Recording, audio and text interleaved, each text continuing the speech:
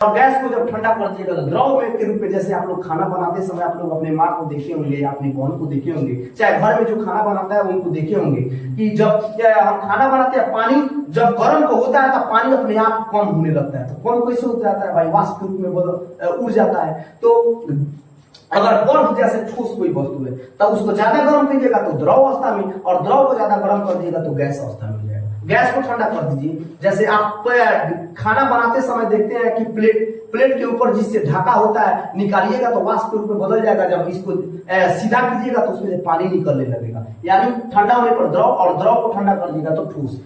Fridge में रख दीजिए तो द्रव, और द्रव में और ज्यादा टेम्परेचर में रख दीजिए तो क्या हो जाएगा? ठोस हो जाएगा।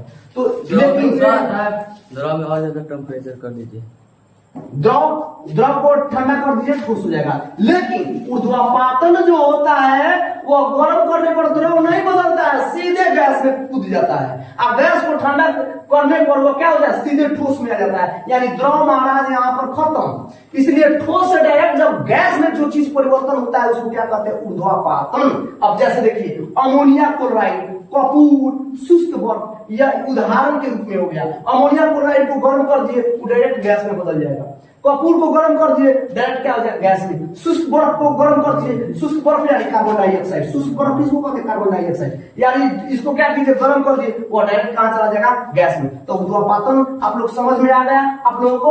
अब इसका एक स्क्रीनशॉट आप लोग ले लीजिए। हो गया। अब आते हैं ठोस के बाद हम आते हैं द्रव का समान गुण। द्रव का समान गुण, तो हमने ठोस के बारे में जाना, आकृति, आयतन, घनत्व, संपीड़ितता, द्रवणांक, क्वथनांक, तरलता। अब हम द्रव के बारे में जानेंगे कि द्रव के में सामान्य गुण क्या क्या होता है, द्रव में क्या क्या गुण होता है जिसके कारण हम द्रव की पहचान कर पाएंगे। तो आकृति और आयतन, अब सुन लीजिए। आकृति अनिश्चित होता है और आयतन क्या होता है? निश्चित होता है। कैसे? तो मान लीजिए अगर हम पानी ले लें, यानी द्रव का मतलब होता है बहने वाली कोई वस्तु।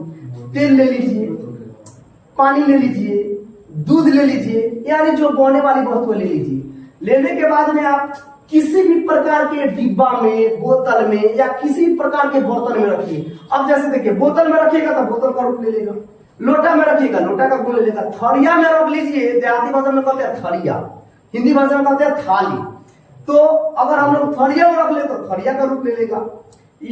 जिस वस्तु में रखेंगे उस वस्तु का रूप ले लेगा। लेकिन आयतन, उसका आयतन में, यानी आयतन का मतलब हम एक बार फिर से बता देते हैं। आयतन का मतलब होता है, आयतन क्या है? तो आयतन निकालने के लंबाई गुना चौड़ाई गुना ऊंचाई, तीनों में गुना कर देंगे आयतन निकल जाएगा। यानी आयतन है क्या? तो यहाँ पर अगर कोई वस्तु रख लेते हैं तो जितना स्थान घेरा हुआ है यह क्या है? आयतन है। याद रखिएगा। तो कहने का मतलब है आयतन जो होता है उसका निश्चित होता है, जितना वो उसका आयतन होगा उतना ही होगा। घनत्व, ठोस से घनत्व के बारे में जैसा कि पिछले ठोस में बताया, तो घनत्व के बारे में बताया डेंसिटी। तो क्या होता है? तो आयतन मतलब क्षेत्रफल, यानी देखिए ठोस से क्या होता है? कम होता है। घनत्व जो होता है ठोस से कम होता है। संपीड्यता, द्रव प्रायः असंपीड्य होता है। असंपीड्य का मतलब अब आप बताइए हमें। ठोस जैसे कि रबर का, तो रबर पर दाब के हम पचका दिए फिर छोड़े तो उस रूप में आ गए। पानी को पचकाइएगा, होने वाली वस्तु नहीं पचकाइएगा, इसलिए संपीड्य नहीं होता है। पानी को पचकाइएगा, वहां से पानी पर जब बल लगाइएगा तो पिचकेगा नहीं, अलग हट जाएगा, इसलिए असंपीड्य होता है। द्रवणांक और क्वथनांक ठोस से कम होता है, यानी गलने और उसके पथन होने की ताकत क्या होती है? ठोस से कम होती है। तरलता, तरलता क्या है? तो द्रव पदार्थों में बहने की प्रकृति पाई जाए। जो भी बहने वाली द्रव जो होता है, सीधा सा मतलब समझ लीजिए कि द्रव का मतलब होता है बहने वाली वस्तु। तो जो वस्तु बहेगी वह क्या हो जाएगा? द्रव। तो द्रव कहलाएगी। तो तरलता क्या है? तो तरलता यानी जिसमें बहने का गुण पाया जाए उसे तरलता कहते हैं।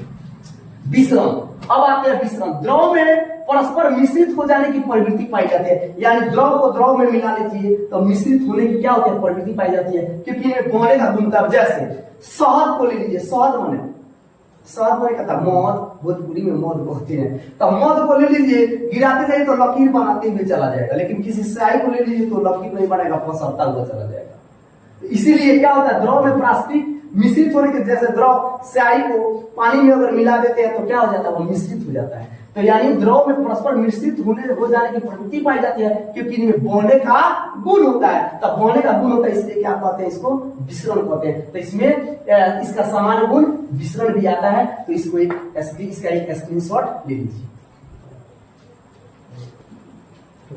इसमें एक और गुण होता है द्रव का जमना। तो द्रव का जमना क्या है, तो किसी भी द्रव का ठोस के रूप में परिवर्तन, यानी किसी भी द्रव को ठोस के रूप में परिवर्तन द्रव का जमना कहता है। जैसे पानी को फ्रिज में रख दीजिए, यानी 0 डिग्री सेंटीग्रेड के नीचे जब भी जाएगा कोई चीज तो क्या हो जाएगा, जमना प्रारंभ कर देगा। तो द्रव में क्या होता है, जमने की प्रवृत्ति पाई जाती है। उसको 0 डिग्री सेंटीग्रेड से नीचे जाएगी तो जमने लगेगा, उसको क्या कहते हैं, द्रव का जमना कहते हैं। वाष्पन क्या है, तब किसी भी द्रव को कमरे के ताप पर, किसी भी द्रव को कमरे के ताप पर या द्रव के क्वथनांक के नीचे, द्रव के क्वथनांक जो होता है उसके नीचे तापों पर वाष्प बनकर धीरे धीरे जो होता है, धीरे धीरे वायुमंडल में जाने की जो प्रक्रिया होती है, धीरे धीरे वायुमंडल में जाने की प्रक्रिया क्या कहलाती है, वाष्पन कहलाती है। तो आपका इन 8 गो टॉपिक हुआ, आकृति और आयतन, घनत्व, संपीड़न, द्रवणांक और क्वथनांक, तरलता, विसरण, द्रव का जमना और वाष्पन। इसका एक स्क्रीनशॉट ले लीजिए।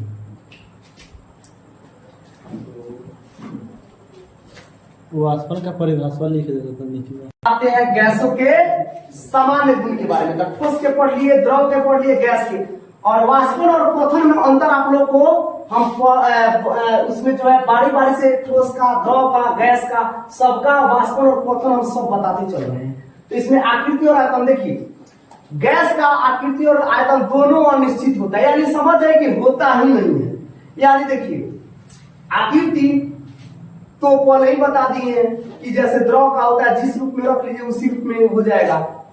उसी प्रकार गैस को छोटा भी बर्तन में रखिएगा, कम रखिएगा तो पूरा क्या हो जाएगा, उड़ के भर जाएगा। और आयतन, इसमें आयतन होता ही नहीं है, दोनों क्या होता है, अनिश्चित होता है, क्योंकि उड़ता रहता है।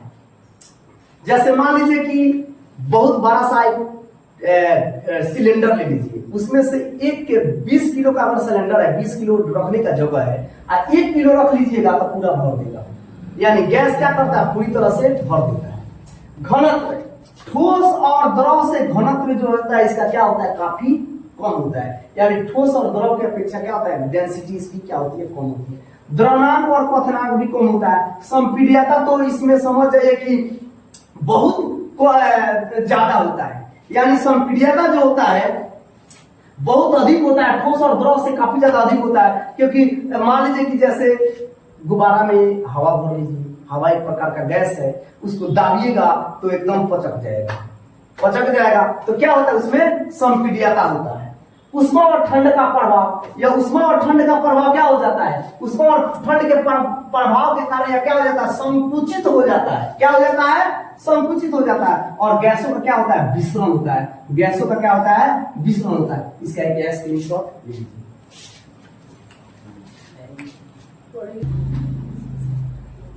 चौथा अवस्था और पांचवा अवस्था देखते हैं। तो देखिए चौथा और पांचवा अवस्था की आवश्यकता कहां पड़ी, तो ठोस, द्रव और गैस के अलावा भी यह तीनों अवस्था से अलग एक क्या होता है, पदार्थ की अवस्था होता है, जिसे प्लाज्मा अवस्था और बुश आइंस्टाइन कंडेंसेट यानी बीईसी, शॉर्ट फॉर्म में करते हैं बीईसी। यह तीनों से भिन्न होता है, इसलिए इसको चौथा और पांचवा अवस्था में रखा गया है। अब प्लाज्मा अवस्था क्या है, आइए अपनी भाषा में हम समझते हैं प्लाज्मा अवस्था। अगर बस के खखार उठा के फेंक दीजिए और उसको हिलाइए तो एक तरफ एक दूसरे से हिल के फिर उसी जगह पर हो जाएगा, वह क्या है, प्लाज्मा अवस्था के रूप में होता है। आप लोग अंडा का देखें, अंडा में पीला कलर का जो होता है उसको हिला दीजिएगा फिर उसी अवस्था में हो जाएगा, तो क्या हो जाएगा, प्लाज्मा अवस्था होता है। इसलिए यह चतुर्थ अवस्था में होता है। जैसे ठोस में देखिए, ठोस कठोर होता है, वह जहां पर है आकार और आयतन अनिश्चित होता है उसका। द्रव का बहने वाली वस्तु, गैस उड़ने वाली वस्तु। अब प्लाज्मा न उड़ता ही है, न द्रव ही है, न बहने की क्षमता होती है। यानी तीनों से क्या होता है, भिन्न होता है। तो तीनों से भिन्न होता है, यानी उसको पीला कलर को अगर केवल छान लीजिए और हिला डुला दीजिए, हिल डुल के फिर उसी प्रकार आ जाएगा, इसलिए प्लाज्मा अवस्था कहते हैं। अब बोस आइंस्टाइन कंडेंसेट जो है, इसकी विस्तृत जानकारी अभी हमें प्राप्त नहीं हो सकी है, इसकी विस्तृत जानकारी हमें प्राप्त नहीं हुई है। लेकिन यहाँ भारतीय वैज्ञानिकों के द्वारा यह क्या किया गया है, बनाया गया